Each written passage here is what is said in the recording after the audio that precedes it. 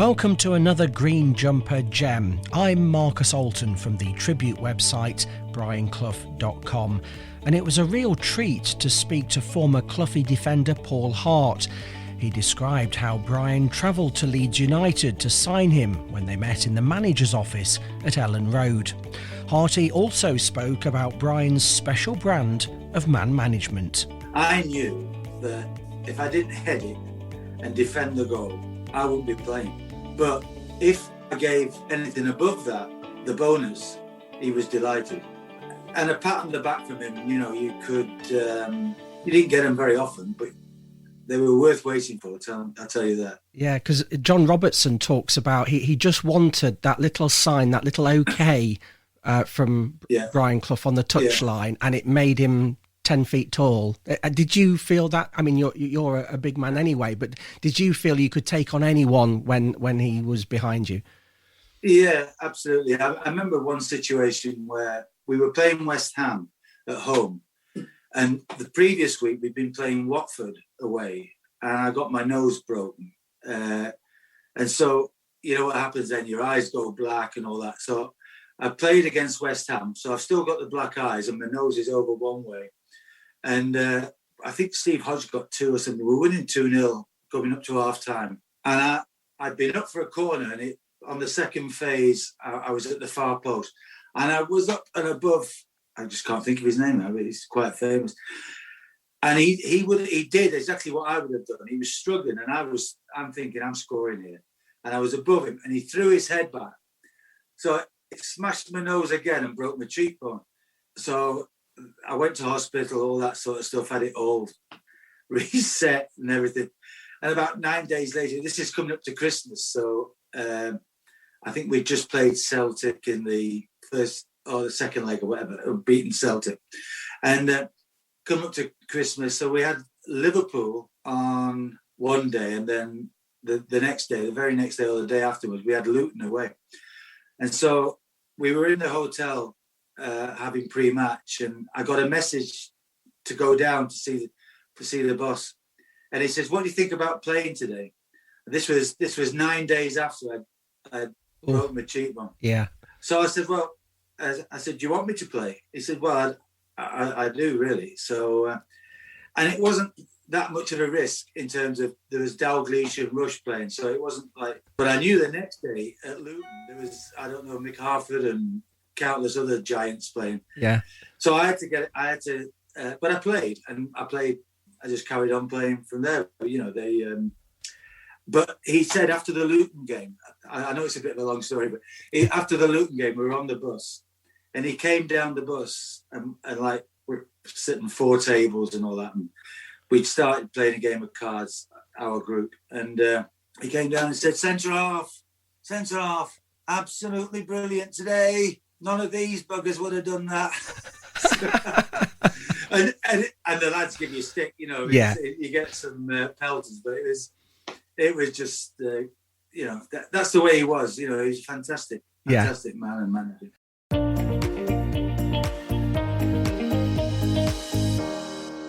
During his retirement, there was a magazine article in 442, which he used to write for, and I've got it, so I had a look. It's January 2002, and Cloughie's full of praise for the way you were managing Forest. He said you were putting your faith in the right sort of footballing principles, and you were playing football the old Forest way, which he was pleased to see. How proud were you, and are you now, when you look back and think of those types of comments from someone like Brian Clough? Well, that's exactly. I you know, obviously I didn't search for plaudits, but that's exactly we tried to do as a staff. We tried to implement things as my staff as academy when I was academy manager. So those kids you talked about were being brought up with those principles and the disciplines of life and all that sort of stuff. And then, of course, I put them all in the first team at Nottingham Forest. But Nottingham Forest, from 75, I think that's when he went to Nottingham Forest, had a way of playing, you know, and I understood Nottingham Forest supporters enjoyed watching the way that Brian Clough's teams played. I'm sure they enjoyed winning even more because, but they enjoyed the way and the principles laid down by him. And as I said, my values and beliefs go back to Nottingham Forest when I was at Leeds, and then I revisited them. And don't get me wrong, I was not anywhere in the same street as the manager by a million trillion miles. But I used his influences to help develop.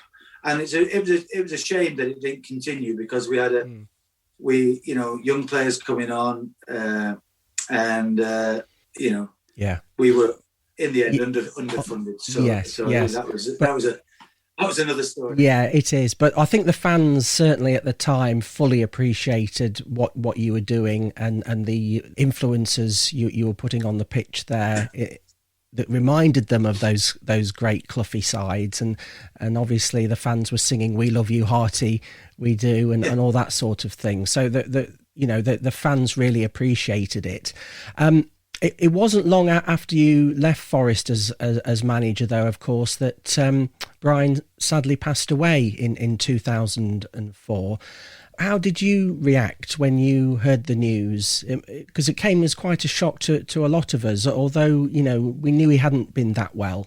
Well, I received the news from a Sky reporter, and he wanted me to do something then, and I couldn't. No. I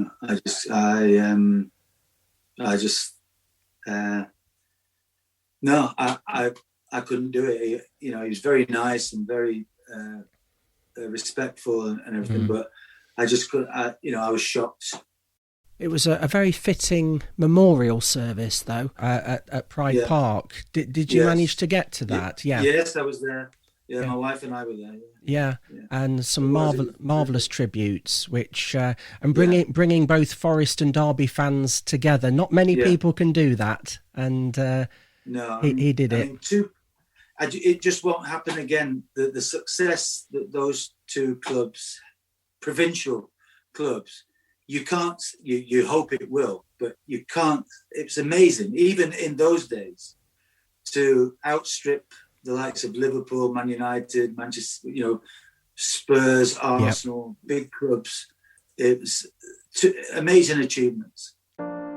Well, you can hear the full interview with Paul Hart in the Green Jumper back catalogue. There's a special page about the podcast on brianclough.com, where you can also buy signed copies of my Cloughie books. And I can sign them for you with a personal message, so they make great gifts and support good causes too. Please look out for the next episode, when there'll be more memories of the great man in the Green Jumper.